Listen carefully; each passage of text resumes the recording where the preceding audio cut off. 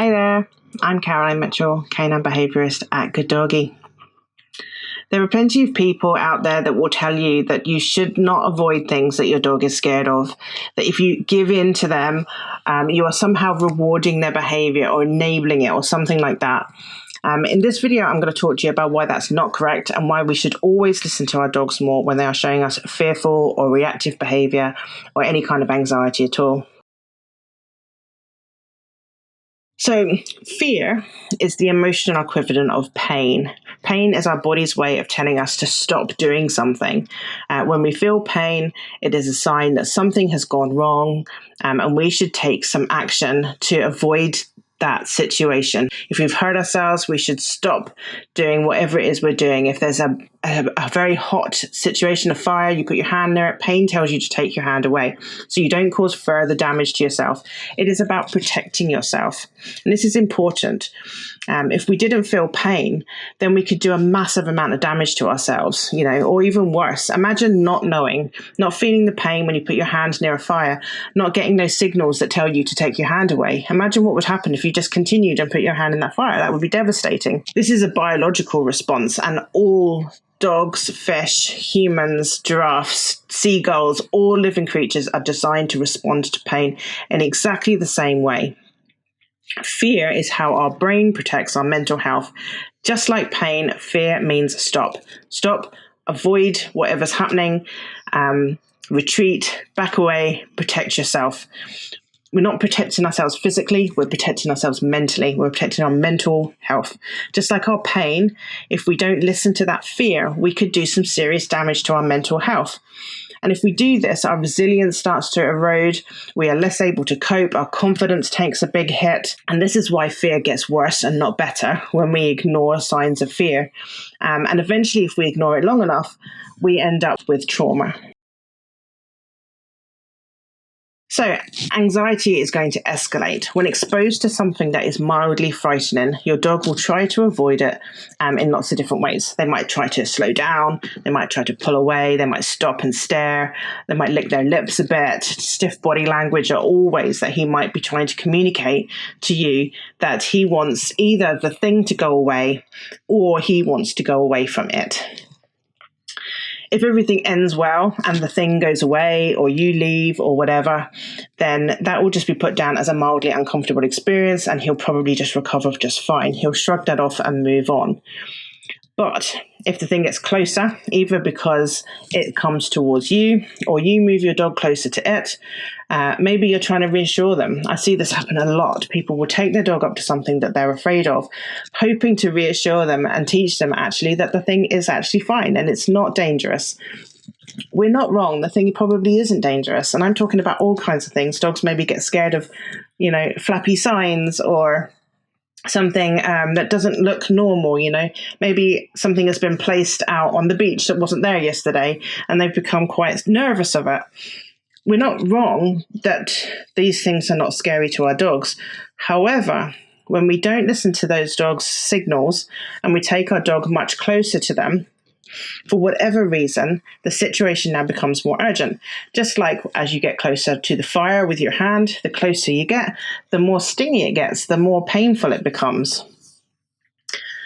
If we do this regularly with our dogs, then his behavior will start to escalate. His previous attempts to avoid something have failed, which makes him automatically feel less safe when he sees the same situation again. He'll remember that last time he saw this scary thing on the beach, he tried to avoid it, but that didn't work. The thing didn't go away. And actually what happened was he ended up being pulled over to it.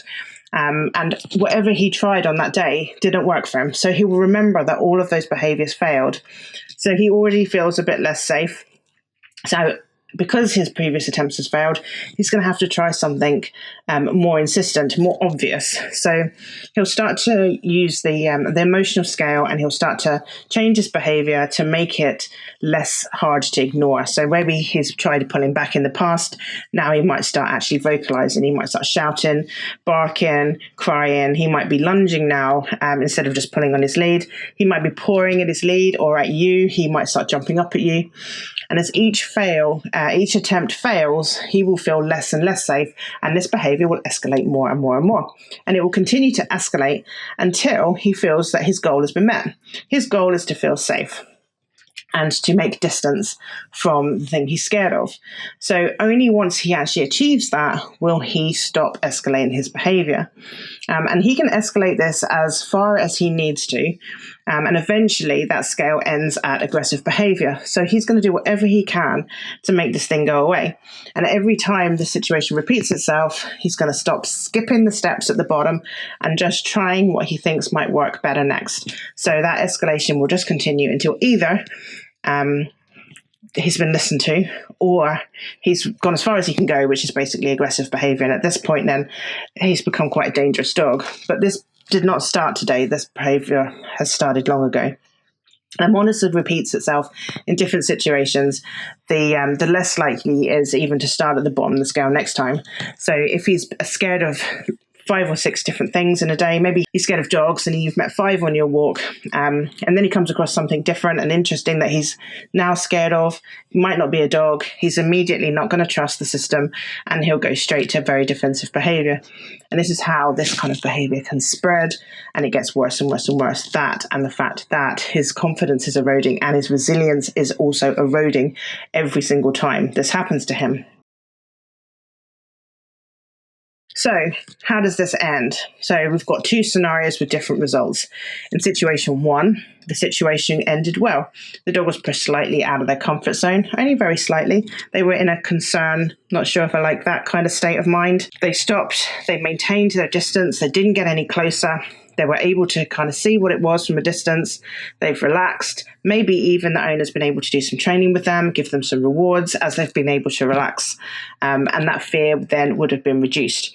So they maintained their distance at a very, very mild level, enough that they were able to recover quickly. They got their rewards, and that was a great experience, actually. So probably next time you'll be able to get much closer to the item that you were scared of. In situation 2, the dog was forced deeper into self-defense mode. He was made to go closer to the object that he was scared of. And it doesn't matter how the intentions might have been good, how many pieces of chicken, or anything else that was brought to the table. The fact was that he was forced to escalate his fear to a point of aggression. Just imagine yourself being dragged by your friend into a frightening situation. Let's say you're scared of heights. Your friend reassures you loads, and she's got a packet full of digestive biscuits, which she's willing to give as many as you want. And she tries to force you onto a rope bridge, but you're terrified. You're so terrified that eventually you have to be very self-defensive, and you end up fighting her to make her stop. After that experience, how do you now feel about rope bridges? She did have digestives after all. And also, how do you feel about your friend? So this is the problem that we face with anxiety when we don't listen to that behavior that our dog is showing us, that actually we lose trust, we lose resilience, and we lose confidence in the whole thing. It actually, in the end, makes it worse. So I want to talk about enabling, and I want to ask, when did this become such a dirty word? Because by avoiding the scary thing, or for you, maybe that was avoiding the rope bridge, you might be accused of enabling and rewarding the fear. But I ask you, why is that such a bad thing? The Cambridge Dictionary definition of enabling is to make someone or something able to do something by providing whatever is necessary to achieve that aim. I mean, isn't that just a beautiful thing to do with your dog? You're going to help them achieve something that previously they weren't able to do by whatever necessary to achieve that aim. So we're going to help them reduce that fear. We're going to start enabling them and your friend so that we can build up that trust and start making things possible. When your dog starts to feel heard and advocated for, then we see the opposite happening. Confidence starts to grow, resilience starts to build up, and the fear will start to reduce. And that is how we then start to make change for our dogs. So I encourage you, be the enabler. You wouldn't expect your dog to put up with actual physical pain just so they can learn to get used to the thing that's causing the pain. Next time your dog asks for space, don't listen to the people that accuse you of avoiding or enabling. Listen to your dog, respect that space, advocate for him, and work through the fear together. If you flood him with fear, you'll lose trust and you'll dissolve resilience and erode confidence. But if you listen to him, work with him only just outside of his comfort zone in a nice kind of emotional state where he can cope and he can recover and he can feel rewarded and he can feel like he's done a good job, and you will see that that gap between him and the thing that he's scared of will just reduce itself over time, and that fear will just gradually just disappear. Thanks for listening. See you next time. Take care.